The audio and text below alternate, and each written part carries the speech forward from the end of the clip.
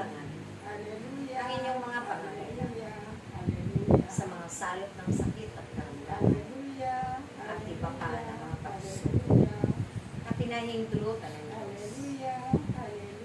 Subalit ang lahat ng ito ay napaglalabanan ng bawat isa sa pamamagitan ng inyong pag-iibigan sa isa't isa ng inyong matibay na pananalig at pag-iwala at pananampalataya sa Diyos.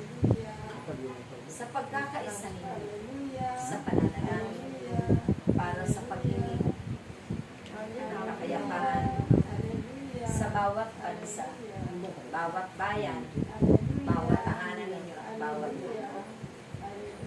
Sa paghingi ninyo ng mga bagay na nararapat ninyong magampanan, lahat ng inyong mga tungkulin na pinanumpan sa Diyos, pinangakuan sa Diyos. Dahil naroon na ang inyong mga takot, pag-aalala, pangamba, na kapag kayo sa inyong mga pangako ay nagkulang, maaaring hindi ninyo makakamit ang kadagutan. Kayong lahat ay naglalakbay ng sabay-sabay sa mundong ito. Nakasama ang Diyos, kasama ang kanyang mga kapangyarihan na kanyang ipinagkakuha. Kung kaya't gamitin ninyo ito sa kabutihan at ibahagi natin. Bitbitin ninyo at ipalaganap ito sa sanglibutan ito para sa mga kapwa-tao upang kamtingin nila ang kaligtasan, ang pag-ibig ng Diyos, ang makilala ng lubusan hindi naman ang Panginoon sa Kristo na kanyang bugtong na anak, higit ang Ama na makapangyarihan sa ito.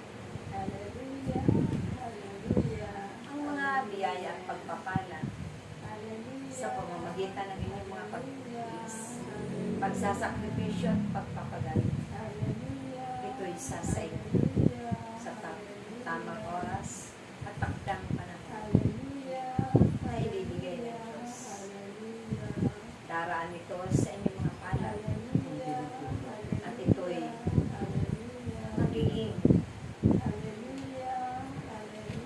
gagamitin ng bawat isa sa pagkain. At ang iba naman ay inyong ibabahagi sa mga kaninyong kapatid at kapwa-tao upang sila rin ay tunay na maniwala at magtiwala, manampalataya sa Diyos na buhay na inyong pinapabuhian, pinatawag at pinagbilang. Dahil patututuhanan ninyo lagi ang inyong mga karanasan sa piling ng Diyos. Anuman ang mga mabubuting bagay na nakamtan at nakakamtan, nakaloob ng Diyos.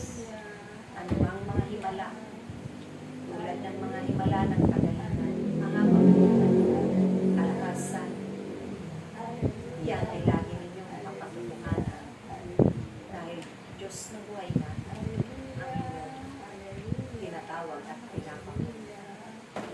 Yan ang katotohanan sa pamamagitan ng kanyang salita. Lahat kayo ay mapapanood sa maling pamumuhay.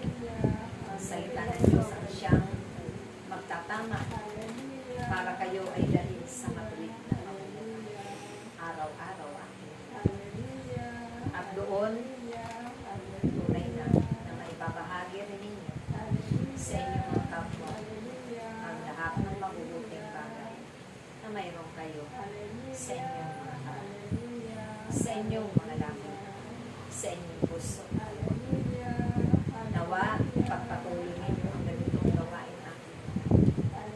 Ito ang magiging sandata ninyo sa mga kabuluhan, sa mga salo at kahitya. Ito na pananalangin at ang salita ng Diyos ang magliligtas sa bawat buhay ninyo. Magpapatatag ng inyong pananampalataya at pagtitiwala na kailanman hindi kayo nangangamba